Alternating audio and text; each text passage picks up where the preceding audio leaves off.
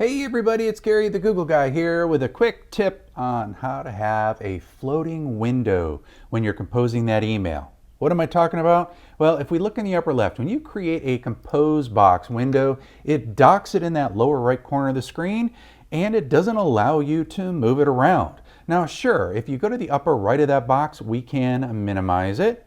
We can go down to the bottom right of the screen, maximize it, and I can even go into full screen with that double-headed arrow. However, it does not allow me to kind of move it, and we want to be able to move it maybe to a different monitor. So how do we do that? Let's check this out. Look at your keyboard, hold the Shift button down, click on Compose, and lo and behold, it will put that thing into its own window, and now we can click and drag and move that thing around to wherever we want. And wait, there's more. Bonus tip. If you would like, you can also go to any of your emails, hold Shift, click, and it will open that email in a separate window, and now you can move this thing wherever you would like. So you've got a couple of different things that you can do with that Shift button.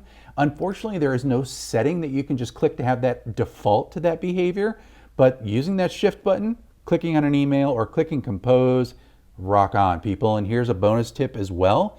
If you turn on keyboard shortcuts, if you hold Shift and then C, instead of clicking on the Compose button, it will automatically create that new Compose box in a floating window for you to move around.